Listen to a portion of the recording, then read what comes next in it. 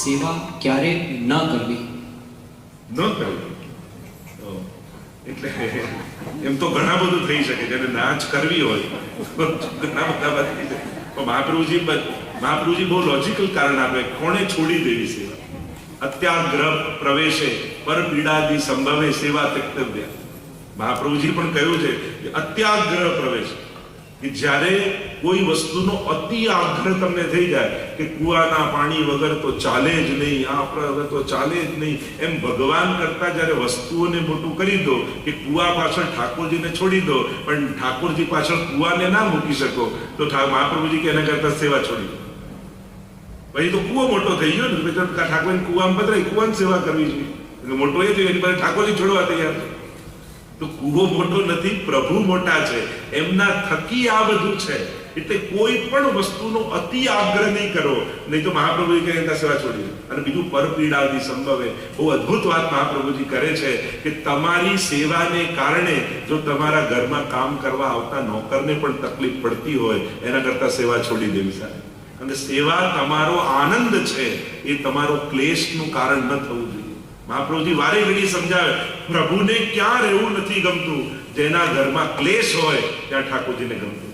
કૃષ્ણદાસ મેઘનને જ્યારે પૂછ્યું મહાપ્રભુજીને કે આ ઠાકોરજીને શું ગમે અને શું ન ગમે, ત્યારે મહાપ્રભુજીએ કહ્યું ઠાકોરજીને બે વસ્તુ ગમે, એક તો માખણ બહુ પ્રિય છે અને બીજા ઠાકોરજીને વૈષ્ણવ બહુ વાલા છે. અને શું ન ગમે તો કે ઠાકોરજીને ધુમાડો નથી ગમતો, ક્લેશ નથી ગમતો, અને ભક્તોના દ્વેષી નથી ગમતા. તો ક્લેશ જે ઘરમાં હોય ત્યાં ઠાકોરજીને આનંદ આવતો નથી. અને એટલા માટે જેના ઘરમાં ઠાકોરજી બિરાજતા હોય અને કોઈ મોટા અવાજે બોલતું હોય ત્યારે કેવું ઠાકોરજી સાંભળે છે, આટલું કહેશો ને પછી બૂમ નહીં પાડે. આપણને એમ લાગે પોડાડી દીધા એટલે જોતા નથી, સાંભળતા નથી. પણ હંમેશા જેના ઘરે પ્રભુ બિરાજે એને જાગ્રત રહેવું, બીજું કોઈ સાંભળે કે ન સાંભળે, ઠાકોરજી સાંભળી રહે છે. આ જે ધ્યાન રાખે ને તેના ઘરમાં શાંતિ. તો સેવા ન કરવી મહાપ્રભુજીની આજ્ઞા છે. કૃષ્ણ સેવા સદા કાર્યા, દરેકે ભગવત સેવા કરવી, એવી મહાપ્રભુની આજ્ઞા છે. એટલે ક્યારે ન કરાય એનો ઉત્તર ન હોય, પણ કરવી જ જોઈએ. વૈષ્ણવની રસોઈ બનતી હોય ત્યારે બોલવાનો મંત્ર પણ સમજાવશો. ખૂબ ખૂબ આભાર. એટલે એમ તો આપણે ત્યાં છે રસોઈ બનતી હોય ત્યારે બોલવું જ નહીં, એટલે મૌન રહેવું અને અષ્ટાક્ષરનો જપ કરતા કરતા તમે ખાલી સામગ્રી કરો, એ સૌથી ઉત્તમ છે. બીજા બધા મંત્રો કરતા પણ આપણે જે અષ્ટાક્ષર મહામંત્ર કયો છે, એટલે મનમાં અષ્ટાક્ષરનું સ્મરણ કરતા કરતા આપણે સામગ્રી સિદ્ધ કરવી. અને પ્રસાદી વિષ્ણુ માટે બનતું હોય તો ઠાકોરજીનું જે ધરેલું હોય એ પ્રસાદી એમાં પધરાવી દેવું, તો બધું ધરી ન શકીએ પણ પ્રસાદી કરી શકીએ અને એ રીતે બધાને લેવડાવી શકીએ. આપણી બાળકનો સવાલ લાગે છે, સેવા કરે છે કે ગોડને ફોલો કરે છે વર્સેસ સેવા કે ગોડને ફોલો નથી કરતા. જે લોકો ગોડને ફોલો નથી કરતા તેઓ પણ ટોપ લેવલ પર હોય છે દરેક રીતે. એવું કેમ? એટલે એવું કોઈ નિયમ નથી ટોપ પર જવું. એટલે એના એમ માનું કે એના ગત જન્મના પુણ્યો છે. તો ઘણીવાર આપણને એમ થાય કે આ ખોટું કરે, પાપ કરે, તોય આટલું જીવનમાં આગળ કેમ છે? કારણ કે ગત જન્મના એના પુણ્યો છે અને સંચિત થયેલા પુણ્યો સુખ આપ્યા વગર રહેતા નથી. તો સાર આપણે ઊંધો સાર લઈએ તો પછી આપણે મૂકીને પાપ ન કરવા લાગી. અરે ના, ઉલટાનું એવું લેવું કે આણે પુણ્યો કર્યા હશે તો આટલા પાપ કરવા છતાં સફળ છે, તો લાવ હું પુણ્યો બાંધું તો મારા જીવનમાં સુખ આવે. આપણે પ્રેરણા લેતા શીખવું જોઈએ. એનામાં બુદ્ધિ વધારે હોય, હોશિયારી વધારે હોય એટલે લૌકિકમાં આગળ આવી શકે. એમાં કોઈ પણ ભગવાનને માનતો નથી એમ ન કહેવાય. એ ભગવાનના કોઈ બીજા રૂપને માને, એના કામમાં એટલી ધગસ આપે છે, એ કામમાં ભગવાનને જુએ છે અને પોતે પોતાની નિષ્ઠાથી કરે છે. તો એ પણ એ ભગવાનનું ઐશ્વર્ય, વીર્ય, યશસ્વી, જ્ઞાન, વૈરાગ્ય, આ ષડવિધ ઐશ્વર્ય છે. તો એમાંથી કોઈ ને કોઈ ભગવાન નહીં તો ભગવત્તાને ફોલો કરી રહ્યો છે. ભગવત્તા અનેક ઐશ્વર્યમાં પણ છે, બળમાં પણ છે, એના કાર્યમાં પણ છે, એની બુદ્ધિમાં પણ છે. તો ભગવાનને ન માનતો હોય તો એની ભગવત્તાને માને છે. ભલે ભગવાન નામ નથી આપતો, કોઈ કે હું નેચરને માનું છું, કોઈ કે હું હ્યુમન બીંગને હેલ્પ કરવામાં, મૂળ તો એ બધી ભગવાનની જ ઉપાસના છે વિવિધ પ્રકારની. એટલે એવું ન કહેવાય કે ભગવાનને નથી માનતો, પણ એ પૂરો પુરુષાર્થ કરી રહ્યો. જો ભગવાન ક્યાં એની જોડે છે, એના એ ભણ્યો ન હોય ટોપ પર પહોંચો, યા કઈ મહેનત ન કરી હોય ટોપ પર પહોંચો, જુદી વાત છે. પણ એ પુરુષાર્થ કરે છે, એ ભણે છે, કોશિશ કરે છે અને એચીવ કરે છે. તો એના પુરુષાર્થમાં એને ભગવાન દેખાય છે અને એટલા માટે ભગવાનને માને છે, પણ પુરુષાર્થ રૂપે માને છે. ગુજરાતના 4 તીર્થસ્થળ દ્વારકા, ડાકોર, તુલસી શ્યામ, શામળાજી, આ ચારેય મંદિરોમાં પુષ્ટિ માર્ગીય પ્રણાલી અને શ્રી ગુસાઈજીએ દર્શાવેલ પદ્ધતિ મુજબ શ્રી ઠાકોરજીની સેવા પ્રણાલી ચાલે છે. તો શા માટે પુષ્ટિ માર્ગીય વૈષ્ણવને સંબોધનોમાં આ તીર્થોનો ઉલ્લેખ કરવામાં આવતો નથી? કારણ કે ત્યાં મર્યાદા પુષ્ટિનો પ્રકાર છે, જગોદ્ધારક રૂપે વિરાજે છે. અને આપણે જ્યારે ગાઈએ છીએ, સ્મરીએ છીએ, એ શુદ્ધ પુષ્ટિ પુરુષોત્તમ જે વ્રજલીલાના છે એની ઉપાસનાને આરાધના કરીએ છીએ. અને એટલા માટે આપણે ત્યાં એ વિશેષ પ્રકારે બધું ન ગાતા, જે નિત્ય લીલાઓ છે ઠાકોરજીની, વ્રજની લીલાઓ છે, એને ગાવાનો વધારે પ્રકાર છે. એટલા માટે આ બધા વંદનીય છે, આરાધનીય છે. ઘણીવાર પ્રસાદ પણ ગમે ત્યાં, કારણ કે ઘણીવાર લોકોનું કયું દ્રવ્ય ત્યાં જાય, સીધું ભગવાનના ધરેલા પૈસાથી પ્રસાદ આપે તો દેવ દ્રવ્ય આદિનો દોષ હોય છે. એટલા માટે વંદન કરીએ, સ્મરણ કરીએ અને આપણે ત્યાં પુષ્ટિ પુરુષોત્તમની લીલાનું ગાન કરીએ. આપશ્રીએ જણાવ્યા મુજબ આપણે સૌપ્રથમ હિન્દુ છીએ, ત્યારબાદ પુષ્ટિ માર્ગીય વૈષ્ણવ. તો પછી આપણા બાળકોને શા માટે હિન્દુ ધર્મના ફંડામેન્ટલ્સ બ્રહ્મા, વિષ્ણુ અને મહેશ અને વિવિધ ભગવાનની સમજ આપવામાં આવતી નથી? ઇનફેક્ટ આ દેવી દેવતાઓના નામના ઉલ્લેખનો પણ ગંભીર અપરાધના ભાવથી ટ્રીટ કરવામાં આવે છે. શું આ રૂઢિચુસ્ત વલણ બદલવાની જરૂર છે? શું આપ શ્રી માનો છો કે ભારતથી બહાર ન્યુઝીલેન્ડમાં રહેતા હોઈએ અને પ્રસંગોપાત શ્રી સત્યનારાયણની કથામાં જવાનું થાય તો પ્રસાદનો અનાદર કરી ના પાડીને ચુસ્ત પુષ્ટિ માર્ગીય બનવાનો દાવો કરવો જોઈએ, જ્યારે આપણે બહારની હોટલમાં ડિનર સહર્ષ લેતા હોઈએ છીએ? એટલે આમાં ન્યુઝીલેન્ડ હોય કે ઇન્ડિયા હોય એનો ફરક નથી. મૂળ વાત છે, જો દેવતાઓ તો બધામાં છે. આપણે ત્યાં એવું કે દેવતાનું નામ, એ તો બધું બહુ જૂનવાણી, ખબર નહીં કોણ એવો વિરોધ કરે. હવે તો કોઈ, મને તો નથી દેખાયો કે કોઈ કે આ ના બોલાય, પેલું ના બોલાય. ઉલટાનું મહાપ્રભુજી યમનાષ્ટકમાં શિવ વિરંચિતે વસ્તુ તે રોજ યમનાષ્ટક બોલો છો તો શિવજી બ્રહ્માજીના નામ બોલો જ છો. એટલે આ તો આપણી ગેરમાન્યતાને ખબર. કોઈ ક્યાં જૂના ટાઈમમાં કોઈ કીધું હશે, લોકો એને યાદ કર્યા કરે છે. પણ એવું હવે મને નથી લાગતું કે કેટલી વાર મહાપ્રભુજી તો બધાના નામ લીધા. તમે ષોડશ ગ્રંથ જુઓ તો આપણે ત્યાં તો ઉલટાનું મહાપ્રભુજી કે વૈષ્ણવા નામ યથા શંભુ, કે વૈષ્ણવતા કેવી હોય એ મહાદેવજી પાસે શીખવું. તો વંદનીય તો બધા જ છે, પણ જેમ સેવનીય અને આરાધનીયની વાત આવે કે તમે કોનું આરાધન કરો છો, તો એ પ્રકારે. બાકી બધાનો પરિચય હોવો જ જોઈએ. કારણ કે કોઈ પણ તમે કૃષ્ણ લીલા, ખાલી ભાગવતજી તો આપણે માનીએ છીએ, ભાગવતજીમાં બધાની કથા નથી આવતી છે જ. એટલે કોણ નથી શીખવાડતું એ વાત જુદી છે. આપણે કેટલું શીખવા માંગીએ. આમાં શું થાય, અહીંયા ટાઈમ ઓછો હોય, અમુક જ વસ્તુ કરવાની હોય, અમુક કોઈ વસ્તુ શીખતા. હવે ભાગવતજી ભણવાનો કોની પાસે ટાઈમ છે? ગીતાજી ભણવાનો ટાઈમ છે તો હમણાં ભણાવીએ તો બધું જ આવી જાય.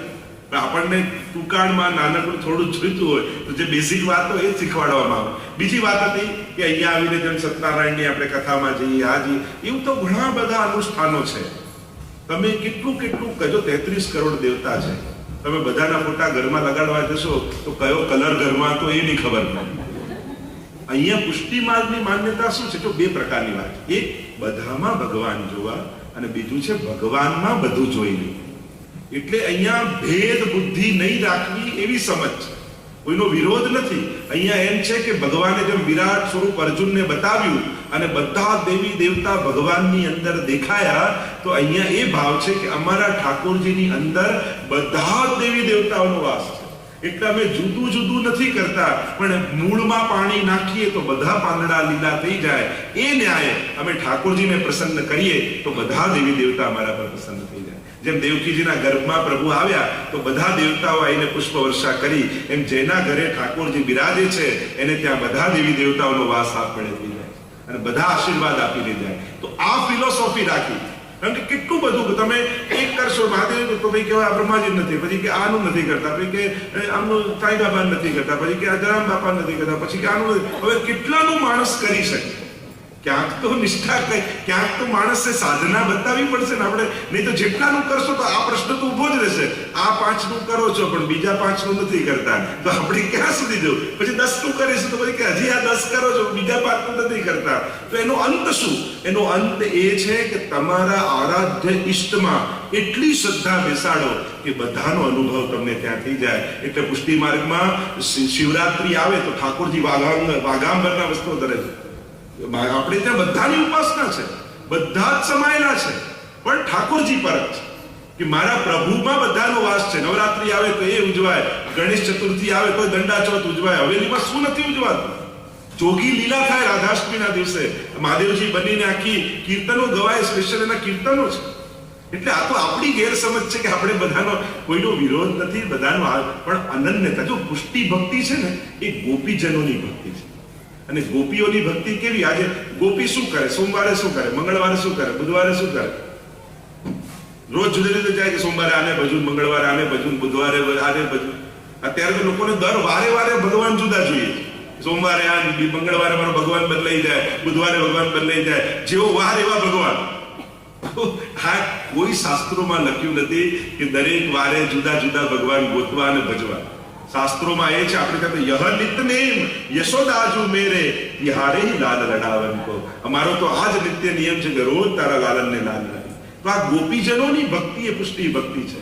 અને ગોપીજનો, જે મીરાબાઈએ કહ્યું, મેરે તો ગિરધર ગોપાલ દૂસરો ન કોઈ. હવે તો મીરાબાઈ જોડે ઝઘડો કરવા જશો, આવું બોલી ગયા, બીજા કોઈ તમારા નહીં, ઠાકોરજી ખાલી તમારા. આપણે તો વંદન કે એની નિષ્ઠાથી આદર જાગે. કોઈ પતિવ્રતા પત્ની હોય એમ કે હું તો મારા પતિને જ માનું છું, તો એના માટે રિસ્પેક્ટ થાય કે તમને હિમ ભાવ થાય કે આજુબાજુ વાળા ફરિયાદ કરે આ તો પતિને જ પ્રેમ કરે, બીજા કોઈ નથી કરતું, આવું થાય. તો એ પતિને જ માને એનું ગૌરવ છે. તો આ પાતિવ્રત ભક્તિ જેમ નારદજી ભક્તિ સૂત્રમાં બતાવી, મને કોઈ તો ગ્રંથમાં બતાવો કે કોઈ ગ્રંથમાં, ગીતાજીમાં, ભાગવતજીમાં લખ્યું કે સોમવારે આ કરવું, મંગળવારે આ કરવું, બુધવારે આ કરવું. ક્યાં ગીતાજીમાં એવું લખ્યું છે? કોઈ શાસ્ત્રોમાં નથી લખ્યું. પણ આપણે બધાને રાજી કરવા જઈએ એમ થાય કે ક્યાંક કોઈથી ક્લિક થઈ જાય તો આપણે નીકળી પડે. તો આનું ભક્તિ છે જ નહીં. રિસ્પેક્ટ તો જીવ માત્રને આપવાની વાત છે. આપણા આચાર્યો કહે જીવ માત્રનો આદર કરવો, કોઈનો અનાદર ન થાય. બધા જ આદરણીય છે, વંદનીય છે, બધાનો રિસ્પેક્ટ થાય. પણ ભક્તિ તો ક્યાંક એક જગ્યાએ થાય કે 10 જગ્યાએ ખાડો ખોદીએ તો પાણી ન નીકળે 10 ફૂટ, પણ એક જગ્યાએ 100 ફૂટ ખોદીએ તો પાણી નીકળે. એમ ભક્તિમાં ઊંડાણ જરૂરી છે, વિસ્તાર નહીં. કારણ કે વિસ્તાર કરવા જશો ને તો અંત જ નહીં આવે. એટલે જેની પણ ઉપાસના હોય, જો તમે કોઈને પણ ગાઓ, હનુમાન ચાલીસા ગાઓ તો ઓર દેવતા ચિત્ત ન ધરીએ હનુમત સહી સર્વ સુખ લઈ આવે છે કે નહીં? એમાં ઝઘડી પડો છો, અરે તમે આવું ગાઓ છો હનુમાન ચાલીસા, ઓર દેવતા ચિત્ત નહીં ધરવાના, હનુમાનજીથી જ લેવા. પણ જ્યાં ભક્તિ કરો, જો જેની ભક્તિ કરો છો એના જ ન થયા તો પછી કોના થશે? એટલે આપ સમજો આ વાત. આ કોઈનો વિરોધ નથી. પુષ્ટિ માર્ગ, પુષ્ટિ માર્ગ એટલે ભક્તિની, ગોપીજનોની ભક્તિ છે. કે ગોપી શું કરે બસ એ રીતે જે જીવે એનું નામ પુષ્ટિ માર્ગીય વૈષ્ણવ. તમને મીરાબાઈ માટે આદર છે, તમને ગોપી માટે આદર છે, તો આદર છે તો તમને એક વૈષ્ણવ માટે પણ આદર થવો જોઈએ કે આ એના શ્રદ્ધા, એના ઈષ્ટ માટે કેટલો દ્રઢ છે. એની અનન્યતા એનું પાતિવ્રત ધર્મ છે. અને કીધું કે પેલો પ્રસાદ, તો કોઈનો અનાદર નહીં કરવો. કોઈ પ્રસાદ આપ્યો નહીં, પણ પાતિવ્રત ભક્તિ છે ને. એટલે પાતિવ્રત ભક્તિમાં શું થાય કે કોઈ કન્યા પરણીને ઘરે આવે તો જેઠ હોય, દિયર હોય, સસુર હોય, પણ એઠું તો પતિનું જ લે, બાકી બધાનો આદર જરૂર રાખે. તેમ પાતિવ્રત ભક્તિ હોવાને કારણે ઠાકોરજીનું ધરેલું લઈએ, પણ ક્યારેય કોઈનું અનાદર ન કરાય. બીજું ભલે લઈ લે પણ કોઈનું ઉચ્છિષ્ટ તો કેવલ પ્રભુ. કારણ કે બ્રહ્મ સંબંધ દ્વારા આપણે શરણાગત થઈએ. જેમ કોઈનો વિવાહ થાય ને કોઈની સાથે, તો આ પણ અલૌકિક વિવાહ માનવામાં આવે છે કે તમારો આ જીવાત્માનો ભગવાન સાથેનો અલૌકિક વિવાહ એ તમારું બ્રહ્મ સંબંધ છે. કે આજથી તમે ઠાકોરજીના થયા અને તમે આવી પાતિવ્રત ભક્તિ, નારદજીના શબ્દોમાં કહું છું, અમારા ઘરનું નથી કાઢતો, તમે હોય તો શાસ્ત્રોમાં બતાવું. નારદ ભક્તિ સૂત્ર જુઓ, ગીતાજી જુઓ, ભાગવતજી જુઓ. આ બધા ગ્રંથોમાં પુષ્ટિ માર્ગીઓ કોઈ ઘરેથી નથી કાઢી, શાસ્ત્રોક્ત ભક્તિ કરીએ છે. એટલા માટે એટલે આ બધા વિવેક છે. એને છે ને લૌકિક બુદ્ધિએ નહીં જોવા કે આનું તમે આમ ના કર્યું, પેલાનું ના કર્યું, ફલાણાનું ના કર્યું. તો આમાં કોઈનું અહિત કરવાનું નથી, કોઈનું અપમાન કરવાનું નથી. પણ આપણા ઠાકોરજીમાં બધાનો વાસ છે એવો ભાવ રાખી એમનું નમન કરીએ, મૂળમાં પાણી નાખીએ છે તો બધા પત્તા લીલા થાય. એમ જે ભગવાનને ભજે છે એના પર બધા દેવી દેવતાઓ પ્રસન્ન થાય છે. તમે શાસ્ત્રોમાં જોઈ લો, ગીતાજીમાં જોઈ લો, તમે જેને ભજો એને પામો અને મને ભજનારો મને પામે છે. એ પ્રભુની સ્પષ્ટ વચનો છે. આ યો યો યામ યામ તમ ભક્ત શ્રદ્ધા અર્ચિતો વિચ્છતિ. ક્યારેક ગીતાજી ઉપર જોઈશું ત્યારે ખ્યાલ આવશે કે કેવું આખું એક સુંદર રીતે ભગવાને બધું બતાવેલું જ છે. આપણે વાંચતા નથી, આપણે મૂળ ધર્મ ગ્રંથો જોતા નથી અને એટલા માટે કન્ફ્યુઝન પેદા કરીએ છીએ. આવું કેમ, પેલું કેમ. પણ મૂળ ધર્મ ગ્રંથો વાંચીશું તો કોઈ ભેદ નથી, દરેકને આદર છે, દરેકને રિસ્પેક્ટ છે. પણ જો તમારે ભક્તિ જ કરવી છે તો તો પછી ભગવાનના થવું પડશે. પ્રભુના થઈને એની ભક્તિ કરશો તો એનો અનુભવ કરી શકશો. બાકી વ્યવહાર કરવો છે, બધાને સારું લગાડવું છે, તો પછી ક્યાંય કમી નથી. આપણે ત્યાં તો શાસ્ત્રોમાં જો આ જેમ આપણે ત્યાં સર્વધર્મ મંદિર હોય છે, એ પણ વેસ્ટર્ન કલ્ચરની દેન છે. તમે જૂના જેટલા પણ મંદિરો જોશો તો એમાં બધા ભગવાન ક્યાંય ભેગા નહીં. તમે જો પ્રાચીન જેટલા પણ, એ શિવજીનું હશે તો શિવજીનું જ હશે, એ વિષ્ણુનું હશે તો વિષ્ણુનું જ હશે, એ ગણપતિનું હશે ગણપતિનું જ હશે. આ તો જેમ જેમ લોકો બહાર જતા ગયા, સમુદાય ઓછો હોય, બધા એક સાથે ભક્તિ કરી શકે, એટલા પ્રકારની વ્યવસ્થા છે. આ એક વ્યવસ્થા ઊભી કરવામાં આવી છે કે આપણે બધા ભક્તિ કરી શકીએ એક જગ્યાએ.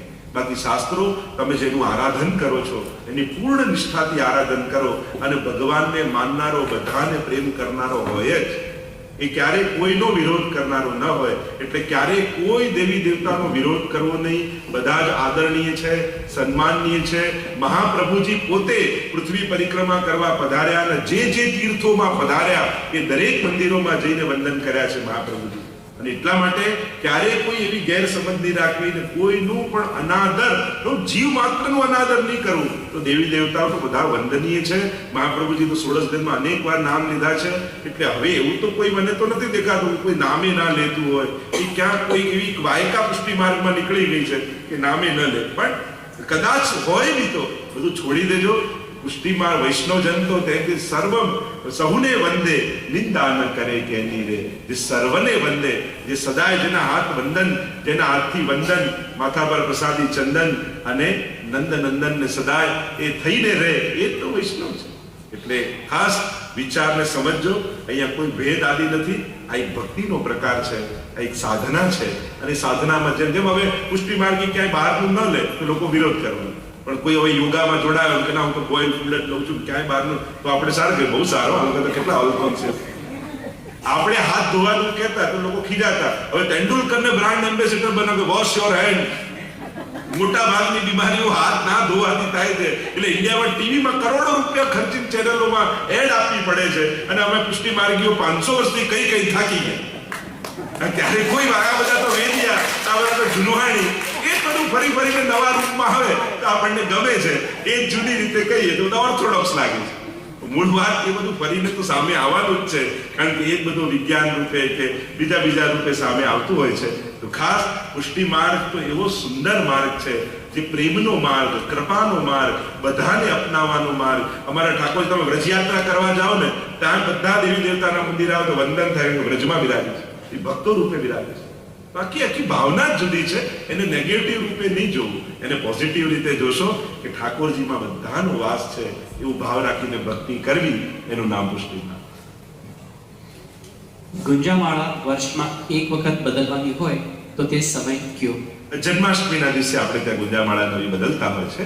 અને એ ગુંજામાળાનો ભાવ ચારેય યુથોનો ભાવ છે. અને 4 રંગ ગુંજામાળામાં હોય, લાલ હોય, કાળો હોય, સફેદ હોય અને પીળો દોરો હોય. તો આ ચારેય યુથોના રંગ છે કે શ્વેત પીત સ્વામીજીનો, શ્વેત ચંદ્રાવલીજીનો, લાલ લલિતાજીનો અને શ્યામ યમુનાજીનો. તો ચારેય એટલે કહેવાય ગુંજામાળા ધરાવ ત્યારે જ તમારા શૃંગાર પૂરા થયા કહેવાય, કારણ કે ચારેય યુથોના ભાવથી છે. એટલે જન્માષ્ટમી ટાઈમે બદલી અને નવી કરાવી. અને બને તો સાચી લાવી. ઘણી વાર પ્લાસ્ટિક જેવી લઈ આવીએ છીએ, એમાં કલર ગુંજામાળા જેવો હોય છે, પણ ગુંજામાળા હોતી નથી. એટલે જ્યારે પણ કોઈ પણ વસ્તુ ખરીદો તો પ્રભુને લાયક પુષ્ટિ માર્ગી પ્રકારની હોય. લોકો અમે તો નાથદ્વારામાં બધું સાચું મળે જરૂરી નથી. ત્યાંથી આપણે ગોતવાનું કે આપણા કામનું શું છે. ત્યાં તો બધું જ ટાઈપનું મળતું હોય. અને એટલા માટે એ ધ્યાન રાખે. અનન્યતા અને અન્યાશ્રય વચ્ચેનો ભેદ. જેમ હમણાં મેં સમજાયું, અનન્યતા એટલે એકમાં બધું જોવું, અને અન્યાશ્રય એટલે આ મારું કામ કરી આવશે, આ મારા આનાથી લાભ થઈ જશે, આનાથી મારું કંઈક ભલું થઈ જશે. એમ ભગવાન સિવાય જેના તમે થયા, એની શરણાગતિ સ્વીકારી, એને છોડી ભય અને લાલચને કારણે જ્યારે જીવ બધે ભટકતો થાય, એને અન્યાશ્રય કહેવાય. બાકી ક્યાંક જતા રહેવાથી, કોઈને વંદન કરવાથી કઈ અન્યાશ્રય થતો નથી. મૂળ વાત એ લાલચ અને ભય. કારણ કે થયું કે જો જેને થવાનો તે સંકલ્પ કર્યો, તું એનોય ન થયો, તો પછી તું કોનો થઈશ? તો એ ઠાકોરજીને છોડીને અન્ય પણ કોઈ દેવી દેવતા પાસે જાઓ ને તો એ લોકો કોઈ મૂર્ખ નથી, એ જાણે છે કે તું ઠાકોરજીનો થવાનું તે ભગવાનને કીધું કે હે કૃષ્ણ હું તારો થયો એમ પંચાક્ષર બોલ્યો છું, તું એનો ન થયો, તું લાભ અને લાલચ માટે મારી પાસે આવે તો તું મારો ક્યાં થવાનો. અને એટલા માટે લાલચ અને ભય આ બે વસ્તુને કારણે જે બીજે લાભ ગોતવા જાય કે ભગવાન સિવાય, જો અન્યાશ્રય કોઈ વ્યક્તિ કે કોઈ દેવતાથી નથી થતું, અન્યાશ્રય આપણી વૃત્તિનું નામ છે. અરે કેવળ દેવી દેવતા નહીં, હું તો કહું છું તમને એમ થયું કે આ બોસને કારણે મારું ઘર ચાલે છે એમ માનવું પણ એક પ્રકારનો અન્યાશ્રય છે. પણ એ ભૂલી જઈએ છીએ કે બોસ કોને કારણે સુખી છે, ઠાકોરજીની કૃપાને કારણે જ એને મળેલું છે. એટલે દરેકમાં ભગવાનની કૃપા માનીને જોવી એનું નામ અનન્ય આશ્રય, અને ભગવાન સિવાય મારું કોઈ ભલું કરશે એ વૃત્તિનું નામ અન્ય આશ્રય. પુષ્ટ કરેલા ચિત્રજી સ્વરૂપે બિરાજતા ઠાકોરજીને અત્તર કેવી રીતે સમર્પવું? શું ડ્રેસ કે છબી ઉપર અત્તર લગાવી શકાય? આ ગઈકાલે આવ્યો હતો એટલે ખાસ ધ્યાન રાખવું, બહુ ભીનું નહીં કરવું જ્યારે ચિત્રજી બિરાજતા હોય, અને વસ્ત્રજી ઉપર જ અત્તર સમર્પિત કરવું, લાલનના શ્રીઅંગ ઉપર કરી શકાય. પુષ્ટિ માર્ગમાં મોક્ષ અને મર્યાદા માર્ગમાં મોક્ષનો તફાવત. મર્યાદા માર્ગી મોક્ષ એટલે ભગવાનમાં ભળી જવો, જ્યાં પેંડો થઈ જવો અને પેંડો ખાવો, આ બંનેમાં જે ફરક છે એ પુષ્ટિ માર્ગીય મોક્ષ ને મર્યાદા માર્ગી મોક્ષ. એટલે કે ભગવાનમાં ભળી પોતાનું અસ્તિત્વ ભગવાનમાં લય કરી દેવું એ મર્યાદા માર્ગી મોક્ષ છે. અને આપણે ત્યાં તો મોક્ષની વૃત્તિ કહ્યું, મોક્ષ કૃષ્ણસ્ય ચેત ધ્રુવમ, કે આ ચિત્ત અહમતા મમતાને છોડી ચિત્ત ભગવાનના ચરણોમાં લાગી જાય, એમની સેવામાં લાગી જાય, આ જ પુષ્ટિ માર્ગીય મોક્ષ છે. કે અમે તો અહર્નિશ અખંડ ભગવત સેવામાં મારું મન લાગીએ, એટલે મોહનું મરવું એ જ મુક્તિ છે પુષ્ટિ માર્ગમાં, કે મારો સાંસારિક મોહ મરી જાય અને ભગવત અનન્ય આસક્તિ જાગી જાય, એ પુષ્ટિ માર્ગીય મોક્ષ. પુષ્ટિ માર્ગમાં ગોલોક અને ભૂતળનો તફાવત શું છે? એટલે ભૂતલમાં જેમ સંસાર છે, આપણે લૌકિક દેહથી જીવીએ છીએ, અને ગોલોક ધામ એ પ્રભુનું અખંડ લીલા ધામ છે, કે જ્યાં બધા આધિ દૈવિક સ્વરૂપ છે. એટલે જ આપણા વાર્તા સાહિત્યમાં 3 જન્મની વાર્તા આવે છે. એમાં પહેલો જન્મ કયો કે લીલામાં ગોલોક ધામમાં જે દરેકનું એક સખી સ્વરૂપ છે એમ માનવામાં આવે, કે આપણે બધા જ ઠાકોરજીના ગોપીજનો છે, અને એ ગોપીજનોનું ગોલોકમાં જે આપણું સ્વરૂપ છે, અને ત્યાં પ્રભુની જે અખંડ લીલા થઈ રહી છે એ ગોલોકધામ પ્રભુનું છે. અને આપણા ઘરે, આપણે ત્યાં આપણા ઘરે ઠાકોરજીને પધરાવી અને જે ભાવ કરીએ એ નંદાલયનો ભાવ છે, કે નંદ બાબાના ઘરે ઠાકોરજી પ્રગટ થયા અને ત્યાં યશોદાજીને ગોપીજનો જે રીતે સેવા કરતા, એ આપણું ભૂતલની સેવા.